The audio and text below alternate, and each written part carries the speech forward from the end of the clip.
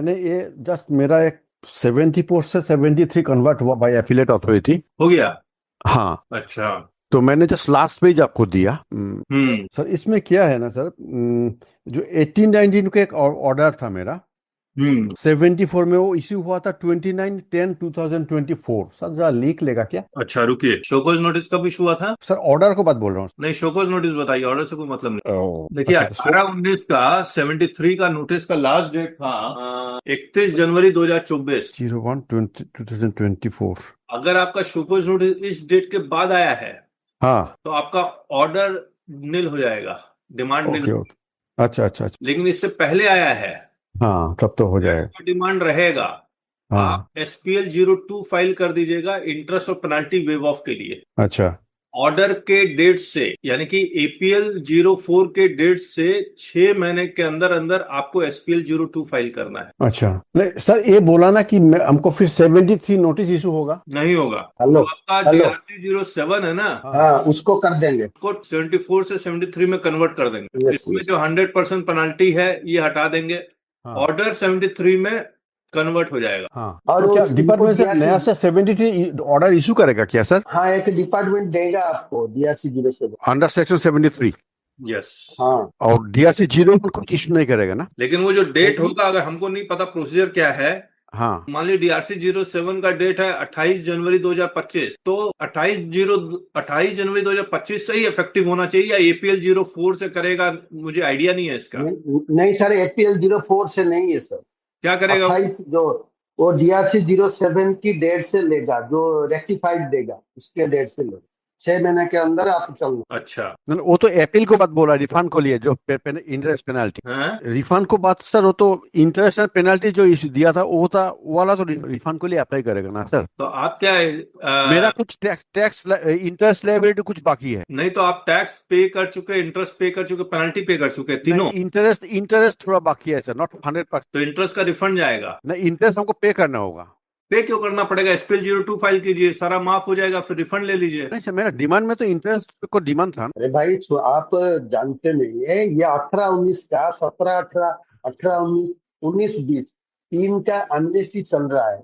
और जिन लोगों का 74 का केस है, तो अपीलेट अथॉरिटी या हाई कोर्ट या किसी और से 74 को 73 में कन्वर्ट कर दिया गया है, तो हाँ। आप तो 6 महीने के अंदर वो SPL 2 का फायदा ले सकते हैं, वो एमनेस्टी का फायदा ले सकते SPL 02 ना? 6 month हैं। from which date? The from APL 04। जो रेक्टिफाइड DRC 07 डेट 6 महीने के अंदर आप फायदा ले सकते हैं।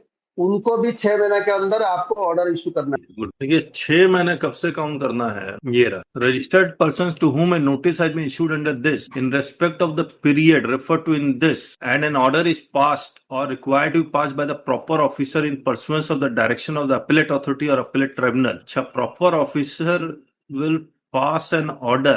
An order is passed or required to be passed by proper officer in accordance with the provisions of this for determination of tax. Date ending on the completion of 6 months from the date of issuance of the order by the proper officer redetermining tax. ये DRC 07 proper officer दोबारा पास करे, yes sir, yes sir. और उसमें date क्या डालेगा? Date जिस date से वो इशू किया उसी डेट का डाल तो एक बात बताइए रविनारायण जी, सर। मान लीजिए ओरिजिनल DRC 07 का डेट है 1 जनवरी हाँ जी। 2024 और यस APL 04 आया है 1 जनवरी 2026, यस जहां पर 74 इज कन्वर्टेड टू 73। अब वो प्रॉपर ऑफिसर जब नया DRC 07 पास करेगा yes in accordance with section 75, ये वाला, यस यस।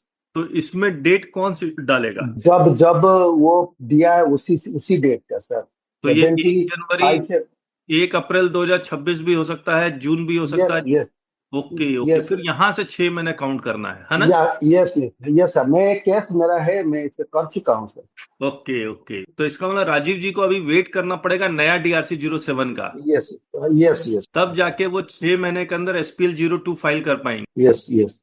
इनका इंटरेस्ट और पेनल्टी वेव ऑफ होगा तभी, है ना? हो जाओ। Yes sir, yes sir. Sir okay. मेरा 18 सर 19 मेरा भी केस है जो वेट कर रहे हैं सर, उसमें हम लोग 2021 का सर, नहीं आया। मेरा tax liability interest liability penalty था, तो हाँ। मैंने टैक्स डिस्चार्ज कर दिया पूरा, और इंटरेस्ट थोड़ा बाकी था सर। तो इंटरेस्ट जब आपका SPL माफ 02 में ये वेव ऑफ हो जाएगा तो रिफंड ले लीजिएगा इंटरेस्ट और पेनल्टी का। पे करना है ना, डिले पेमेंट ऑफ टैक्स के लिए जो हमको इंटरेस्ट हो गया था। राजीव जी, आपका कुछ नहीं देना, आप SPL नहीं 2 नहीं फाइल कर रविनारायण जी, दीजिए। रविनारायण जी, सर, रविनारायण जी रुक जाइए, ये कुछ और ही बोल रहा है। हाँ क्या सर। आपका डिलेड फाइलिंग ऑफ 3B है क्या?